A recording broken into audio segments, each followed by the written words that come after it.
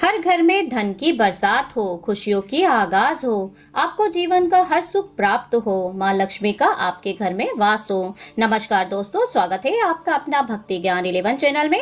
आज के इस वीडियो में हम आपसे बात करेंगे धनतेरस की। सर्वप्रथम आप सभी को धनतेरस की हार्दिक शुभकामनाएं।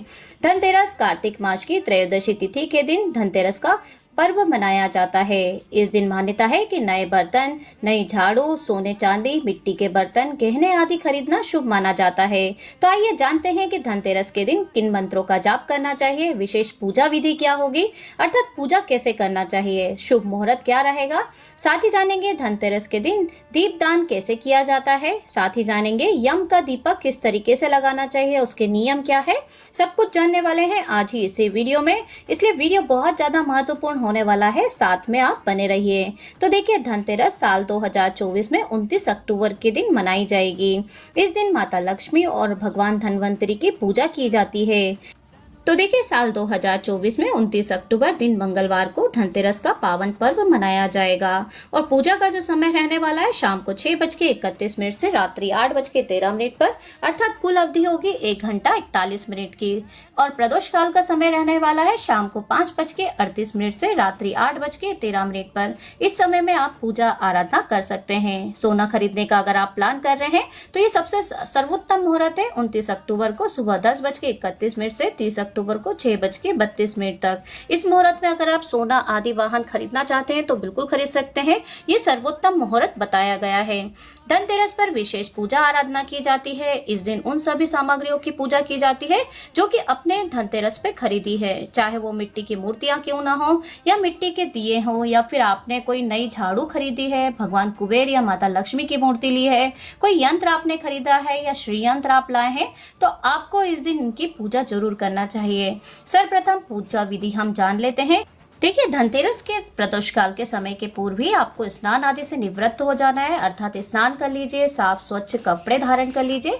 इस दिन आपको लाल या पीले रंग के कपड़े ही पहनना चाहिए और एक पूजा आसन पर आप बैठ जाइए। फिर पूजा आराधना कर लीजिए। सर्वप्रथम आपको एक चौकी पर साफ लाल रंग का कपड़ा बिछाना है। भगवान श्री गणेश और माता लक्ष्मी की प्रतिमा स्थापित कर लीजिए उस पे। अगर आपके पास धनवंतरी भगवान की फोटो या मूर्ति है और कुबेर भगवान की फोटो मूर्ति है तो उन्हें भी आप स्थापित कर दीजिए। अगर श्री यंत्र है तो वो भी आप स्थापित कर दें चौकी पर। अगर आपके पास कुबेर या धनवंतरी की फोटो मूर्ति नहीं है तो आप एक सूखी सुपारी पर कलावा बांधकर उन्हें भी प्रतीक रूप में बांधकर पूजा कर सकते हैं। अब आप सबसे पहले श्री गणेश की पूजा करिए। ओम गम गणपते नमो नमः मंत्र का जाप कर सकते हैं, या इनका बीज मंत्र ओम गणेशाय नमः मंत्र का भी जाप कर सकते हैं। और महालक्ष्मी की पूजा करते समय ओम लक्ष्मी नमः मंत्र का जाप जरूर कर लीजिए।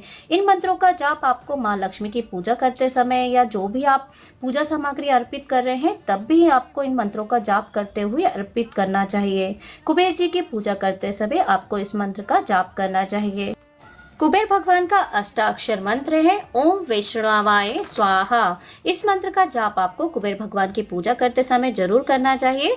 आज के दिन विशेष रूप से धनवंतरी देवता की पूजा की जाती है, जो कि सभी रोगों को दूर करके आरोग्यता प्रदान करने वाले होते हैं।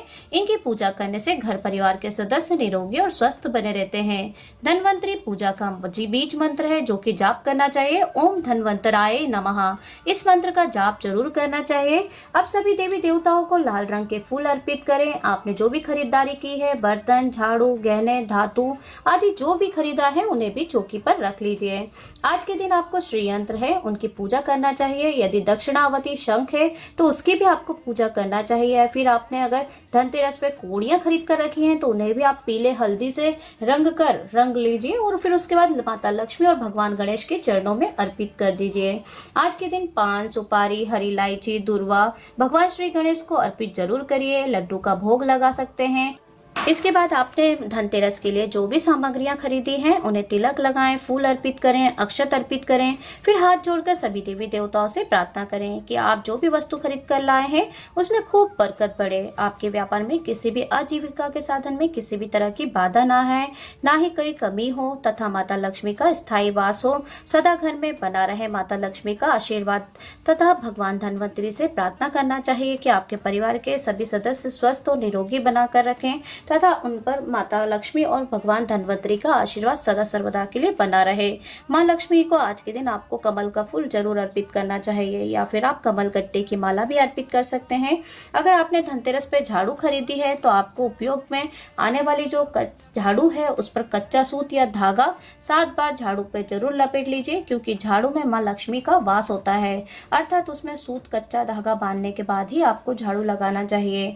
अगर आप इस झाड़ू का उपयोग दिवाली से करते हैं तो और भी ज्यादा शुभ माना जाता है।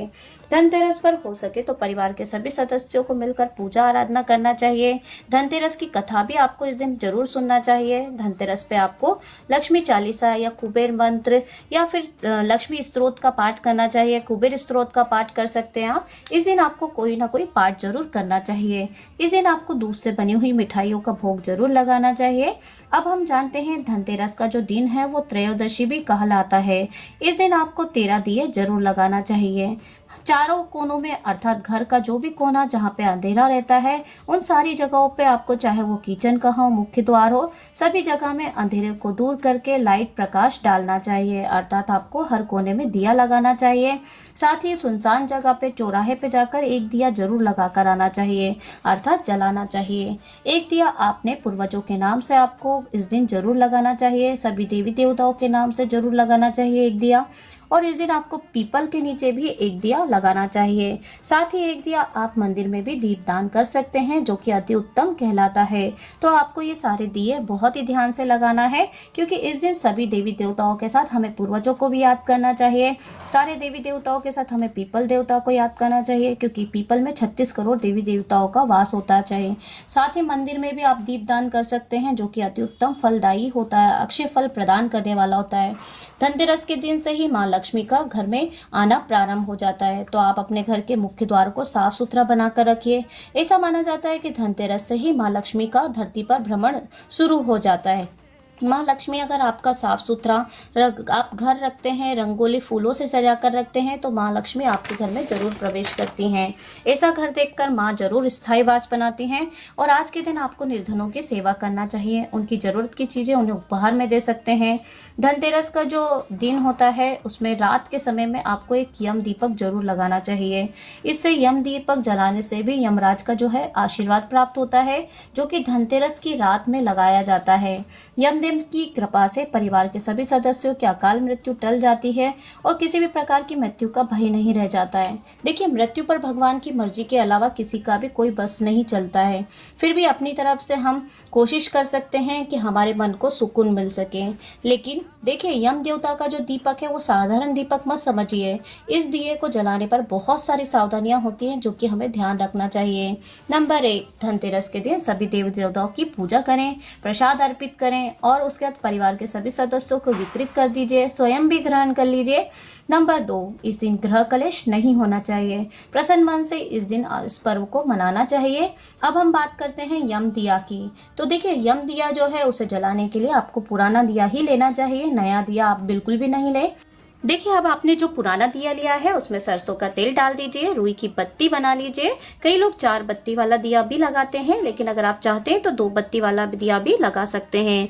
यम दिया हमेशा दरवाजे के मुख्य दाहिनी तरफ और दक्षिण दिशा की तरफ रखकर जलाया जाता है, या फिर आप किसी नाली या कूड़े के ढेर पर भी रखकर इसे जला सकते हैं।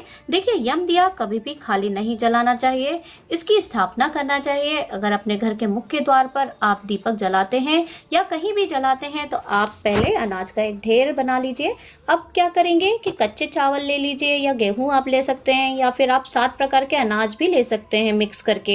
उस पर आप यम दिया स्थापित कर दीजिए। फिर यम दिया आपको जलाना चाहिए और साथ ही हाथ जोड़कर यम देवता से प्रार्थना करें कि यम देवता आप और आपके परिवार के सभी परिवार के सदस्यों की सदैव रक्षा करें। प्रार्थना करें कि परिवार में कोई भी अकाल मृत्यु का शिकार ना हो।